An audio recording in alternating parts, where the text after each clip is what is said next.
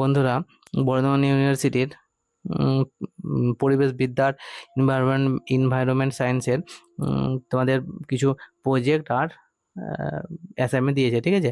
এখন আমি আগে একটা ভিডিও দেওয়া আছে, সেখানে তোমার অ্যাসাইনমেন্ট কীভাবে লিখতে হয় সেটা দেওয়া আছে, ঠিক আছে। আর এখানে আমি প্রজেক্ট কীভাবে লিখতে হয় সেটা আমি দেখাবো, ঠিক আছে। এখানে একটা প্রথমে ফ্রন্ট পেজ তৈরি করে নেবে, ঠিক আছে, কলেজের নামে। কলেজে এবার তুমি এখানে কি লিখবে, সাবজেক্ট লিখবে আর প্রজেক্ট নেম লিখবে, ঠিক আছে। এটা তোমার ওয়াটার কনভারসেশন লেখা আছে, তাই এটা কনজারভেশন লেখা আছে। এটা তোমার যার মেজর থাকবে সেই মেজরের কিন্তু নোটিশে দেওয়া আছে, ঠিক আছে। আগের ভিডিওতে আমি নোটিশটাও দিয়েছি, নোটিশ তোমরা দেখে নিও, ঠিক আছে। আর যার যা থাকবে সেটা তোমাকে প্রজেক্টে করতে হবে, ঠিক আছে। আর অ্যাসাইনমেন্ট কিন্তু সবার একই, অ্যাসাইনমেন্টটা তোমরা দেখে নিও। অ্যাসাইনমেন্ট আমি দিয়েছি, একটা ভিডিও আছে আলাদা করে, ঠিক আছে। যেখানে দেবে name, course, roll number, station number, project guide লিখবে।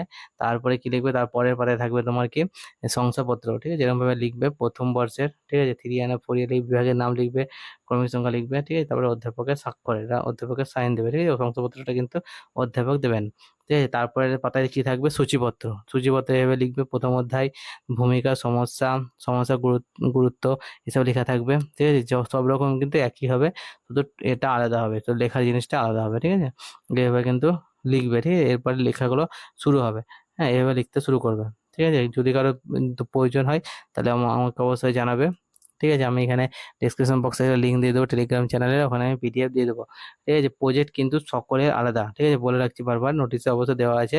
যা পাশে যার দেখবে লেখা থাকবে, নোটিশটা দেখবে, আগে ভিডিওটা দেখো আমার, ওখানে তোমার মেজর যা সাবজেক্ট থাকবে সেই মেজর সাবজেক্ট অনুসারে কিন্তু তার প্রজেক্ট করতে হবে, ঠিক আছে। একজন টপিক আলাদা, বাংলার কিন্তু আবার পলিটিক্যাল সায়েন্সের কিন্তু অন্য অন্য থাকতে পারে, ঠিক আছে। সেম কিন্তু তোমরা লিখে দিও না, প্রত্যেকে কিন্তু আলাদা আলাদা দিয়েছে, ঠিক আছে। আর তোমাদের দুটো জিনিস জমা করতে হবে, একটা হলো অ্যাসাইনমেন্ট আলাদা করে লিখতে হবে, আর একটা আলাদা করে প্রজেক্ট তোমাদেরকে তৈরি করতে হবে, ঠিক আছে।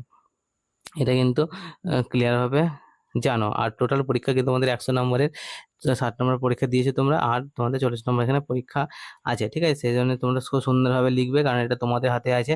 তোমার যেমন যত সুন্দর করতে হবে সেরকম তোমরা নাম্বার পাবে, ঠিক আছে। এই নাম্বার কিন্তু আলটিমেট সব সিজিপিএ যোগ হয়, ঠিক আছে। সেজন্য কেউ অবহেলা করো না, ভালোভাবে পরীক্ষাগুলো দাও, ঠিক আছে।